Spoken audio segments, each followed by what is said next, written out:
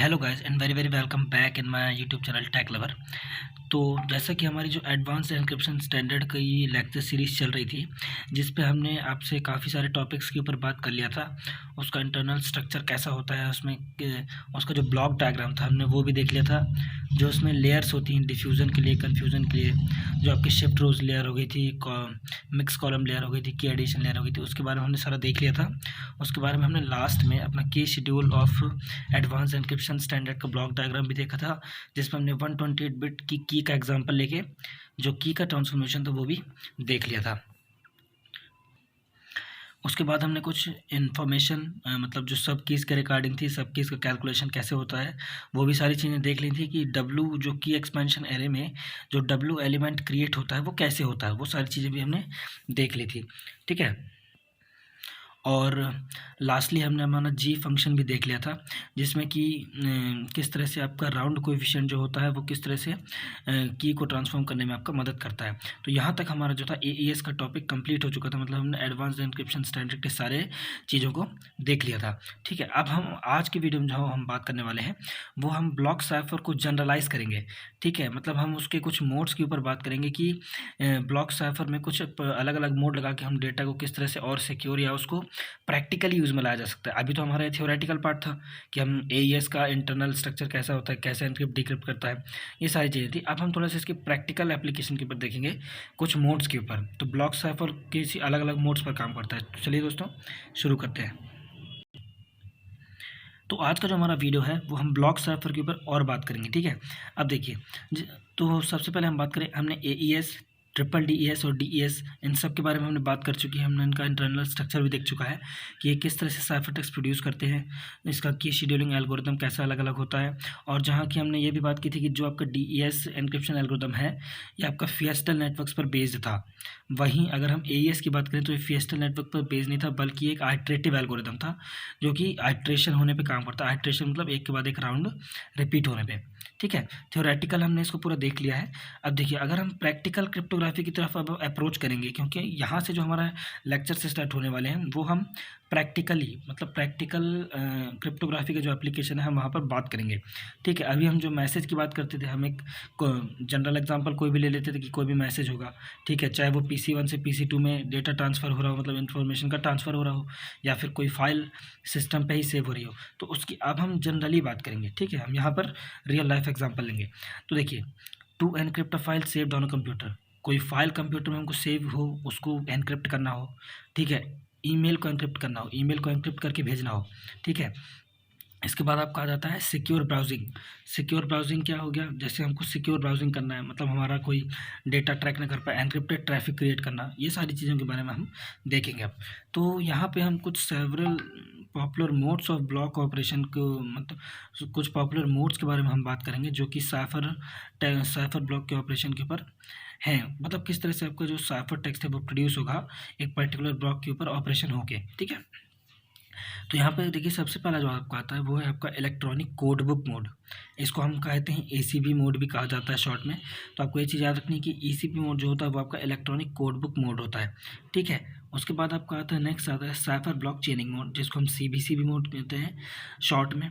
ठीक है, इसके बाद साइफर फीडबैक मोड भी आपका आता है इधर, जिसको हम सीएफबी भी बोलते हैं। ठीक है, और आपका इसके बाद आउटपुट फीडबैक मोड ओएफबी, और आपका काउंटर मोड सीटीआर भी जिसको बोला जाता है।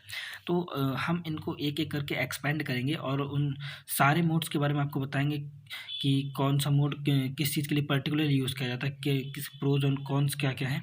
ठीक है, तो उसके बारे में हम डिस्कस करते हैं अभी आपसे। तो अगर हम देखिए यहाँ की बात करें कि ईसीबी और CFB modes require that the length of the plain text be an exact multiple of the block size of the cipher used. ECB और सीएफबी मोड है, मतलब जो हमारे इलेक्ट्रॉनिक कोडबुक और साइफर फीडबैक मोड है, इनकी रिक्वायरमेंट क्या है कि इनको जो भी फाइलें एनक्रिप्ट करेंगे, ठीक है, इनको इनके लिए मतलब जो आपकी मैसेज की लेंथ है, मतलब जो बिट में लेंथ होगी वो एग्जैक्ट मल्टीपल होना चाहिए ब्लॉक साइज़ का। जैसे मान लीजिए ब्लॉक साइज़ 64 बिट का है, तो आपका जो मैसेज होगा वो भी 64 बिट का कोई मल्टीपल होना चाहिए, 64 का मल्टीपल होना चाहिए। जैसे 128 हो गया, ठीक है, और जैसे आपका 192 बिट्स हो गया, तो वो 64 के मल्टीपल होने चाहिए।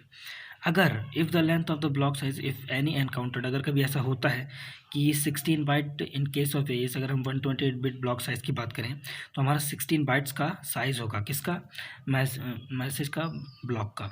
ठीक है, तो अगर ऐसे केस में अगर एनकाउंटर होता है कभी कि जो length of the block size है वो 128 बिट से कम है, तो उसकी पैडिंग की जाती है। क्या की जाती है? पैडिंग, उसको कहा जाता है पैडेड। ठीक है, पैडिंग मेथड कैसे अब हम अप्लाई करेंगे? देखिए होगा क्या, जैसे मान लीजिए आपका पास 62 बिट है, मतलब 64 बिट ब्लॉक साइफर की अगर हम बात करें तो 64 बिट ब्लॉक साइफर को क्या चाहिए? 64 बिट्स चाहिए। ठीक है, अपना एक राउंड कंप्लीट करने के लिए। लेकिन उसके पास अगर मान लीजिए 60 बिट्स हैं या फिर 59 बिट्स हैं, तो पाँच बिट्स कहाँ से आएंगे या फिर आपकी 4 बिट्स कहाँ से आएंगी? तो उनकी पैडिंग की जाती है। पैडिंग का तरीका क्या होता है? उसमें क्या करो, append a single 1 bit to the plain text and append as many zeros required. ठीक है, तो मान लीजिए अगर 59 बिट है, अगर हम बात करें, देखिए आपको यहाँ पे जैसे मान लीजिए आपकी 59 बिट है किसी मैसेज में। ठीक है, तो सबसे पहले आप क्या करेंगे, इसमें एक 1 ऐड करेंगे तो आपके यहाँ से 60 बिट हो गई। ठीक है, और फिर आप इसमें 4 जीरो और जोड़ देंगे तो ये आपके टोटल मिला के कितना हो जाएगा? 64 बिट का ब्लॉक साइफर बन जाएगा। ये कहलाती है पैडिंग। तो आपको ये चीज़ याद रखनी है कि पैडिंग मेथड कैसे अप्लाई की जाती है इन पर्टिकुलर मोड्स पे। चलिए आगे चलते हैं। तो अब हम स्पेशली बात करेंगे इलेक्ट्रॉनिक कोड बुक मोड जो था, जो हमारा ईसीबी था। तो देखिए यहाँ पे अब ये जो टर्मिनोलॉजी है ये इस तरह से मैं लिखूँगा यहाँ पे, तो आपको ये चीज़ समझनी पड़ेगी अब। ठीक है, अब हम काफ़ी आगे आ गए हैं। अब मैं बार बार, देखिए आपको वही चीज़ बार बार बताऊँगा कि एक्स क्या है, वाई क्या है, तो ये बात नहीं बनती ना। तो आप यहाँ पे ज़रा देखिएगा, आप अब इतना तो क्लियर है कि अगर आप देखिए लेक्चर्स को फॉलो कर रहे हैं तो आपको ई का मतलब यहाँ पर ई ब्रैकेट का मतलब, एक्स का मतलब, आई का मतलब और के का मतलब, ये सारी चीज़ें आप लोगों को पता होंगी। तो मैं यहाँ पर डायरेक्ट लिख रहा हूँ, देखिए ई के एक्स आई मतलब प्लेन टेक्स्ट पर के की का यूज़ करके एनक्रिप्ट किया गया है। तो देखिए encryption of plain text x I with the के आई की के साथ इसको एनक्रिप्ट किया गया है। और ये आपका डिक्रिप्शन फंक्शन है। ये क्या है? एनक्रिप्शन फंक्शन है। ये आपका डिक्रिप्शन फंक्शन है। ई के इनवर्स लगा हुआ है, वाई आई में जब ये उल्टा लगाया जाएगा तो यहाँ पे डिक्रिप्ट होकर आपको साइफर टेक्स्ट का डिक्रिप्शन होकर आपको प्लेन टेक्स्ट मिल जाएगा। क्लियर? अब हम माने assuming block cipher encrypt B bits of block at a time, if block length encountered less than B bits it will be padded. ठीक है, हम मान के चल रहे हैं बी बिट्स का ब्लॉक साइफर है, मतलब वो बी बिट्स को एक बार में क्या करेगा? एनक्रिप्ट करेगा। तो अगर मान लीजिए एनक्रिप्ट करते करते करते करते अगर कहीं एनकाउंटर होता है कि ब्लॉक साइज में जितनी बिट्स की रिक्वायरमेंट है, अगर बिट्स उससे कम अवेलेबल हैं तो उसकी पैडिंग कर दी जाएगी। ठीक है, अब यहाँ पर देखिए ब्लॉक डायग्राम देख लेते हैं ईसीबी का। ECB mode, each block is encrypted separately. ECB mode में क्या होता है? Each and every block is encrypted separately. इसका मतलब क्या है? अगर मान लीजिए आपके पास 3 ब्लॉक हैं, ठीक है, तो पहले का जो एनक्रिप्शन होगा वो बिल्कुल इंडिपेंडेंट होगा दूसरे वाले ब्लॉक के एनक्रिप्शन से।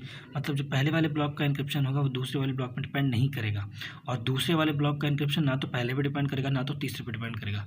ऐसे ही है, मतलब किसी पे डिपेंड नहीं करेगा, किसी का भी एनक्रिप्शन। क्लियर है?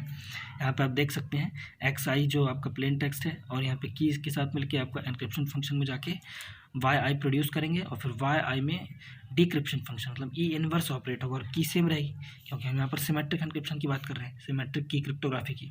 ठीक है, तो यहाँ तक आप लोगों को क्लियर हो गया। अब अगर हम थोड़ा डेफिनेशन की बात करूँ ईसीबी मोड में, हम उसको मैथमेटिकली कैसे रिप्रेजेंट करेंगे।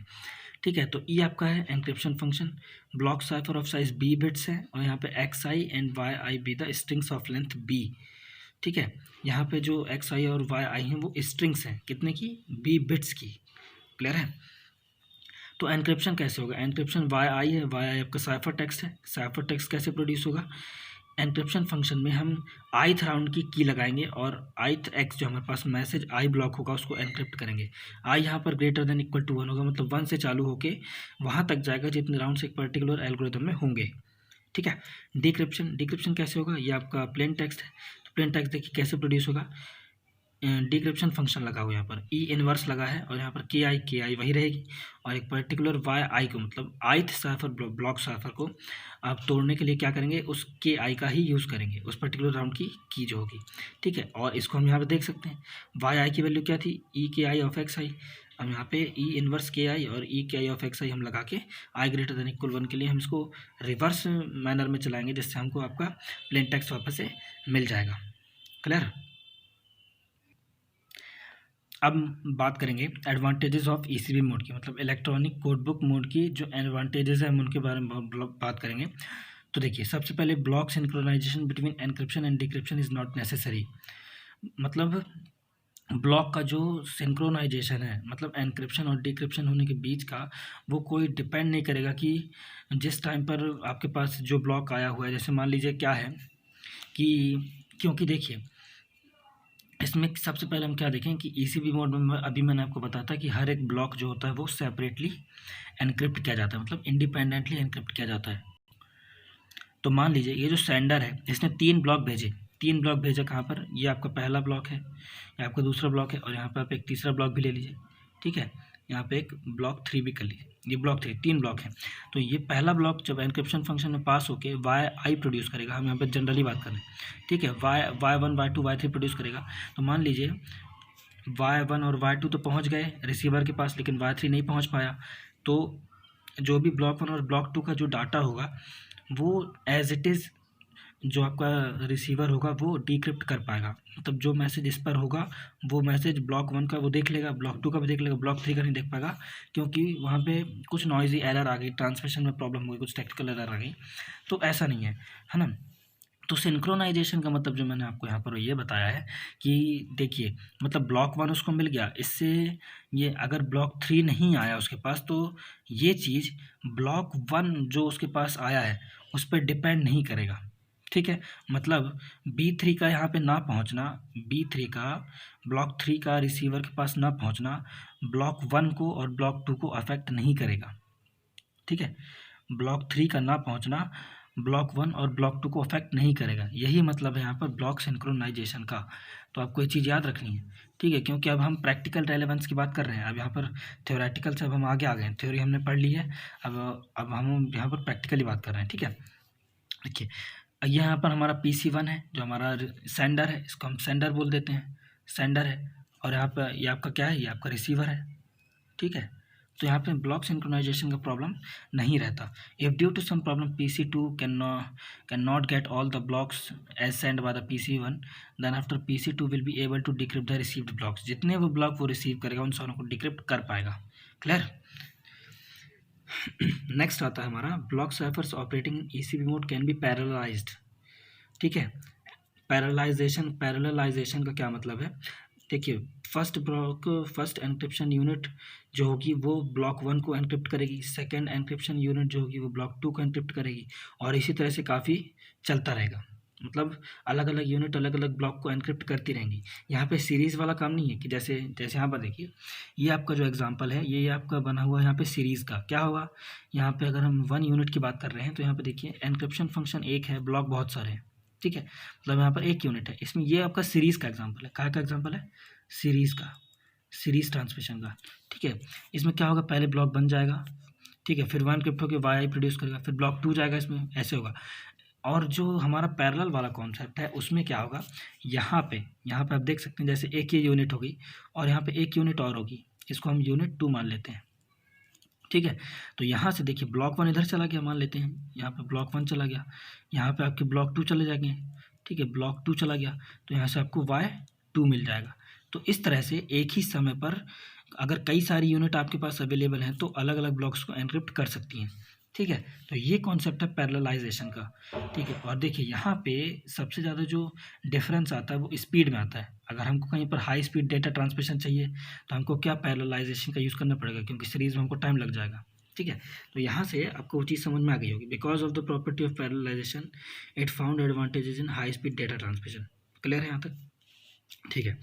डिसएडवांटेजेस की अगर हम बात करें तो देखिए ईसीबी मोड ऑफ एनक्रिप्शन जो होता है वो हाईली डिटर्मिनिस्टिकली है, हाईली क्या है, डिटर्मिनिस्टिक है। अब इसका क्या मतलब होता है कि हाईली डिटर्मिनिस्टिक है। हाईली डिटर्मिनिस्टिक का मतलब यहाँ पर होता है कि अगर हमारे पास एक ही प्लेन टेक्स्ट है उसको ही हम बार बार एनक्रिप्ट करें, ये ईसीबी मोड में अगर हम बात करें तो अगर हमारे पास कोई भी एक मैसेज है, जैसे मान लेते हैं हमारे पास क्या है, हमारे पास है हेलो, हेलो, हेलो को हमने एनक्रिप्ट किया, हेलो को हमने एनक्रिप्ट किया तो हमको ऐसे JYKOB ऐसा कुछ करके मिल रहा है, ठीक है। आप यहाँ देख सकते हैं हेलो कमेंट का एनक्रिप्ट किया तो मेरे को ये मिल रहा है। तो यहाँ पे डिटर्मिनिस्टिक का ये मतलब है कि जितने बार मैं इस मैसेज को एनक्रिप्ट करूँगा ECB मोड में तो उतने बार मेरे को यही चीज़ मिलेगी, उतने बार मुझको यही चीज़ मिलेगी। यही चीज़ है कि ये हाई डिटर्मिनिस्टिक है। और अगर हम और ज़्यादा सिक्योरिटी की बात करें तो रिक्वायरमेंट क्या होती है कि जितने बार मैं इस पर्टिकुलर प्लेन टेक्स्ट को अगर बार बार एनक्रिप्ट करूँ तो ये जो आपका आउटपुट है ये बदल जाए। आप समझ रहे हैं ना। तो यहाँ पे ये इसका एक डिसएडवांटेज है कि ये जो एनक्रिप्शन मोड है आपका ये हाईली डिटर्मिनिस्टिक है। क्लियर। तो ये एक डिसएडवांटेज है। आगे हम इसके बारे में बात करेंगे कि इसको रिसॉल्व कैसे हुआ है। आगे हम हमारे जो वीडियोस हैं हम उनमें बात करेंगे। नेक्स्ट आपके पास था plain text blocks are encrypted independently. Plain text blocks जो होंगे वो इंडिपेंडेंटली एनक्रिप्ट किए जाएंगे। मैंने भी आपसे बताया है, यहाँ पे बताया था आपसे कि आपका जो ब्लॉक 1 का एनक्रिप्शन होगा वो ब्लॉक 2 पे डिपेंड नहीं करेगा, ना ही ब्लॉक 3 पर करेगा। ऐसे ही अगर ब्लॉक 2 का एनक्रिप्शन ना वो ब्लॉक 1 पर डिपेंड करेगा, ना ही ब्लॉक 3 पर डिपेंड करेगा। ठीक है। तो ये भी एक डिसएडवांटेज था, क्योंकि यहाँ पे आप देख सकते हैं जो भी आपका रिसीवर होगा वो आपके अगर ब्लॉक 1 भी उसको मिल गया, ब्लॉक 2 मिल गया तो उसको एग्जैक्टली पढ़ पाएगा, क्योंकि वो पीछे वाले पर डिपेंड नहीं है। तो जो ब्लॉक नहीं पहुंचेगा बस वो उसको ही नहीं पढ़ पाएगा, बाकी जो उसके पास पहुंच गए वो उनको एक्चुअली रीड कर पाएगा। एप्लीकेशन की बात करते हैं, secure transmission of single values. ये सिर्फ उनके लिए है सही है जहाँ पे हमको एक ब्लॉक या फिर बहुत छोटी वैल्यूज़ का हमको ट्रांसफ़र करना हो, जैसे secure transmission of single values. Encryption की हमको अगर भेजनी है तो हम वहाँ पर ECB मोड का यूज़ कर सकते हैं। ठीक है। तो फ्रेंड्स हमारा जो आज का वीडियो था उम्मीद है आप लोगों को क्लियर हुआ होगा और काफ़ी सारी चीज़ें समझने को मिली होंगी। और एक चीज़ आपसे मैं और बता दूं, देखिए अभी तक हम थ्योरेटिकल बात कर रहे थे और अब हमने जो अपना ट्रैक है वो चेंज कर लिया है पूरे प्रैक्टिकल अप्रोच पर। मतलब क्रिप्टोग्राफी की जो प्रैक्टिकल अप्रोच है अब हम उस पर बात कर रहे हैं। ठीक है। तो उसके बाद हमारा जो वीडियोज़ आने वाले हैं उनमें मैं आपसे और भी जो 4 हमारे मोड्स बचे हुए हैं उन पर बात करूंगा मैं आपसे कि वो हमें और क्या बताते हैं और उनके क्या एडवांटेजेस एंड डिसएडवांटेजेस हैं।